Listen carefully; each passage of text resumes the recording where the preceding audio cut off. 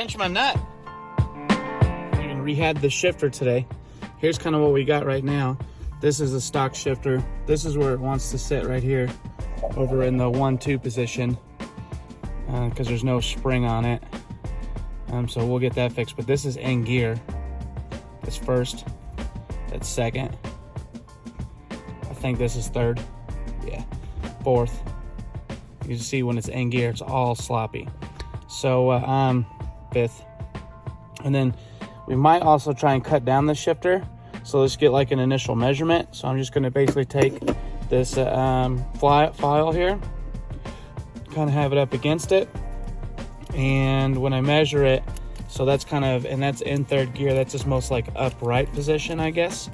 And so when I measure it, it comes out about 6.5 inches. So let me see if I can get this to, this tape measure to work with me, so I can show you guys.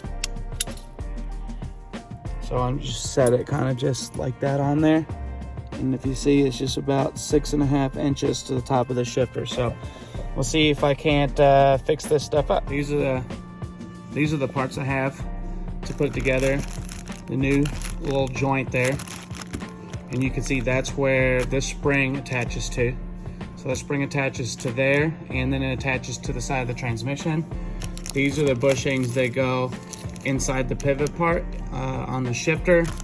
Bought a new split pin just in case. Just got some Kart Boy shifters, bushings. These are the bushings that go on the side of the transmission. I wanted to replace those, but I figured the OEM ones are just a real bitch to get the new ones in. So I wanted to go with something a little bit softer than these, but these were in stock and easy to get. So I got the Kart Boy shifter there. And then I think this is kind of the fun part. This is actually a group in rear shifter bushing. So the reason I wanted to do that, I don't want this car to be more vibrating inside than it has been already. We've already swapped out motor mounts and things to try and keep it from being too obnoxious inside. And so we used Kyle back hooked me up with some group in trans mounts and some STI OE shift or engine mounts. So I figured, you know, I don't need any new hardware. This is all OEM stuff, and other than this Kart Boy shifter here being an actual polyurethane bushing, all the other stuff is going to be OEM. I also got these little LEDs. So those are the headlights. I got real, actual, like high quality LEDs when we put those in. And then we got these cheap LED yellow fog lights from Amazon. And the reason I got these guys is because this centering ring here that locks it in is adjustable. And from what I was reading, part of the problems, especially on aftermarket LED lighting, is that you need to really index them in the housing to get the light pattern right. So I was super pumped that these were actually like adjustable. So and then a donut gasket that I got from O'Reilly's to try and fix an exhaust leak that's under there. So let's get some more of this stuff on the way. Let's get some quick baseline headlight stuff too. This is with the headlights on, so that's pretty good. And then this is with fog lights on. So this is kind of, and I did it with the car running, so we had full amperage draw. There's a high beams, low beams. So we'll see if that makes a difference too. I also want to put out there that this is not a tutorial. So just kind of give you guys an idea of just the fun stuff that we're doing over here at this Outback. But so first thing, I'll just tell you guys what I'm basically gonna do, but I'm not gonna film what I'm doing. So first we're gonna do is, you know, take these screws out here for the center console, pop this buddy off. We'll get our e-brake up, take the shifter off, take this column out, and then once we get down there, there's a metal ring. I'll show you guys in just a second. Take that metal ring off, and the idea is to have all the top side stuff done, and then actually raise the car up. So there's that ring.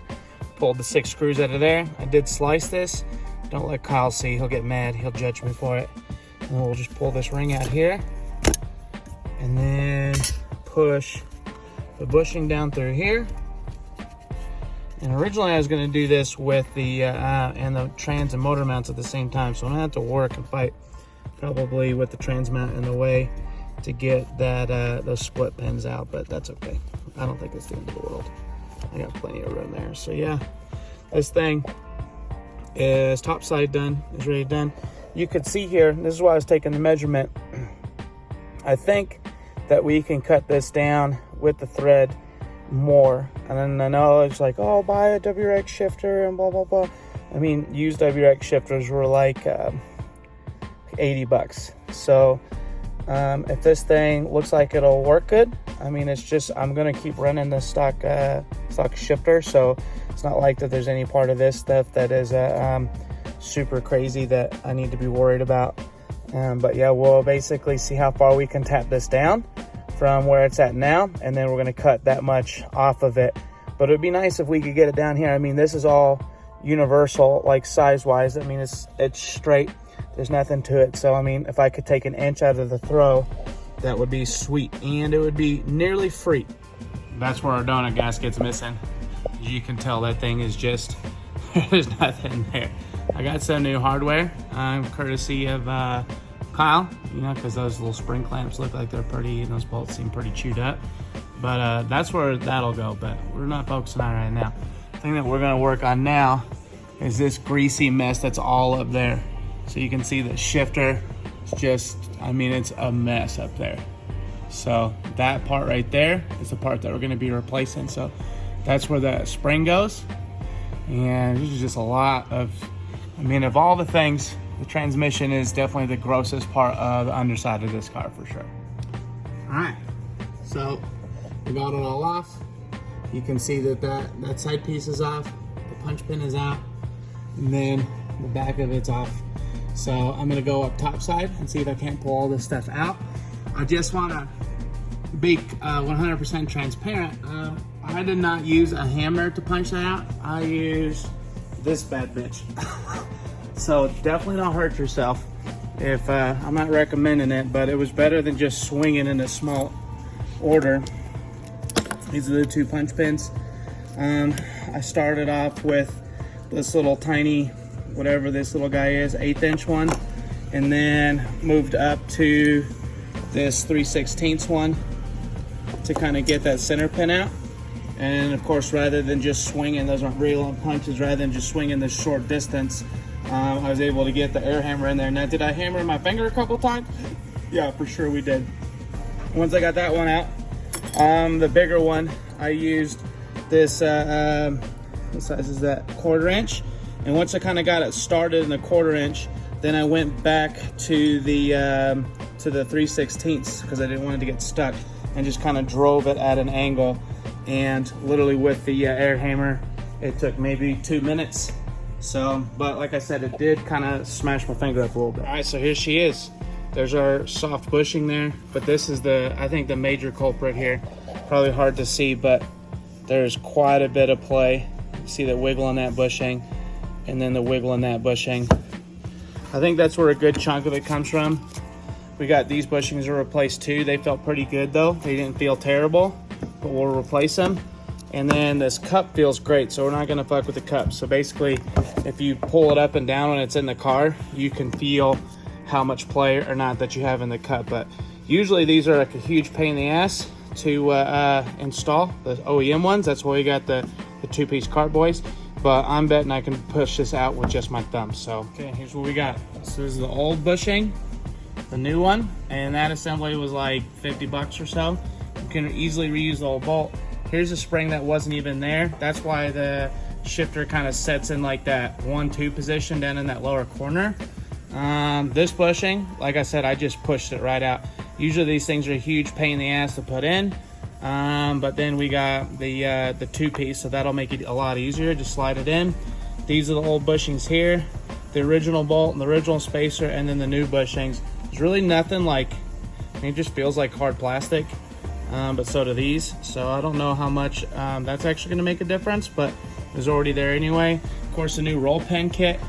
And I figured the roll pin kit's a good idea in case that thing's all kind of like hollowed out a little bit. So we'll get those in there, and then now I'm gonna try and see if I got something to like the right thread pitch and tool here. Otherwise, I'll borrow it from Kyle and then see how much we can actually thread this down with it in the vise. So we'll see. All right, bam, here's kind of what we got. I took this basically all the way down. You can see how much I threaded it. I cut it an extra roughly 1.5 inches. And now I'm gonna cut that 1.5 inches off here. So the original threads are about 1 inch. So you can see I got another 1/2 inch. So I need to make sure I cut on the other side of this black line. I don't have, my hacksaw blade is just dull. So I'm gonna be using this with my cutoff disc on my grinder. So it's not gonna be the prettiest, but that's why I left this here, so that I can spin it back and then make sure it's threaded there good. What I'll probably do is, as you can see, this has kind of got like a nice machined edge here. And so I'll probably take this over to the benchtop grinder on the end here and then kind of shape it similar, at least just knock a little bit of the edge off of it so it's not a really tough thing. And then back this, this screw back and hopefully have a nice clean thread there. So make sure you wear your safety glasses, in my case, a face shield, so that you don't hurt yourself. All right, so she's all cut down, put a little bevel on it. Nothing crazy, didn't want to get too wild after it. Got a little crimpy there, but nothing too bad. I mean, as far as the force it took me to actually cut this down, I just had this in the vise and it was enough where it wasn't slipping in it. So didn't put a lot of effort or a lot of muscle into it. I will say it was interesting as I measured the temperature of like where the fresh cut threads were. They're about like 106, 110 degrees. And then after I cut this off with my grinding wheel, it was 140 degrees. So it's kind of interesting to see how much heat gets generated just from cutting thread. So now I'm gonna put all this stuff back together that I got and then get this thing ready to go back in the car. I also think this is important. That is a locking nut there, like an egg nut. And it's important not to just crank this thing down. See how easy it still moves, but there's no play, like there's no axial play side to side. That's what you want. You don't want this thing to be just reefed all the way down, because then it'll just make it really hard to shift. Now there is like a pin through the middle of it that should bottom out in it, but it doesn't usually do that. So you're better off just getting that thing just snug and making sure you got nice and easy movement here. Probably no way that you can see this, but there is literally like a small, see how it looks like it's a triangle? That's what they call like a, well, that's what I call an egg nut, but it's a locking nut. So it's on the same thing on this. Like, don't over tighten this thing down. There is a collar on this bolt here, so it should bottom the collar out, and I'm gonna get it tighter than what I got this one. But yeah, just to give you an idea. So when you look at this, you can see that that's a locking nut. And the idea of that locking nut is so you can set the tension that you want without overdoing it. All right, let me see if you guys can see this. I need to take that out. I'm gonna swap it out with that other one. But obviously I'm just gonna reach in there with my little electric ratchet, zip that guy out and zip the new one in. I don't know if you guys can see this or not, but that says 7F3032. This one says 7F6031. So outside of them being like exactly the same shape and everything, this one is, like I said, the group N one. So super sick. All right, so there's the finished product.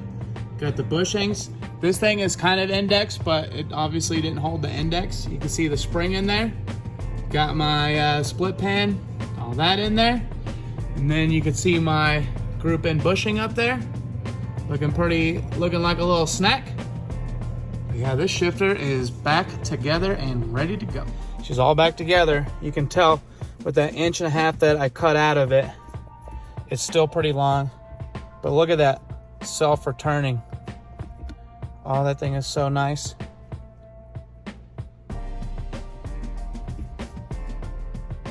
An improvement. Thing is sick. And then let me get my tape measure out so you can see. So we'll put this back in third like it was.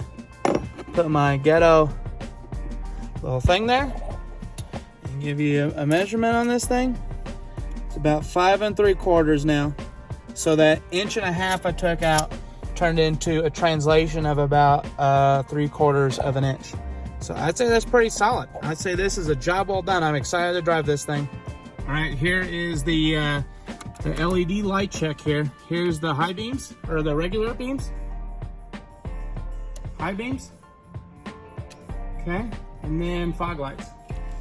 Oh, hell yeah, that's so sick. I'm pretty impressed.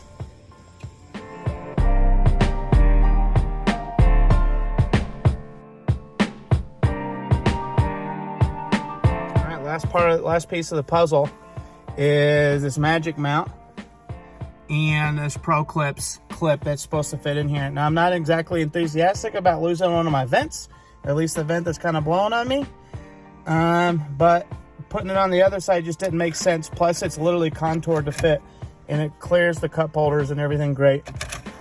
I ran this cable in through here, and the cable in all like 13 feet all run through and are just stuffed in the dash and go into here.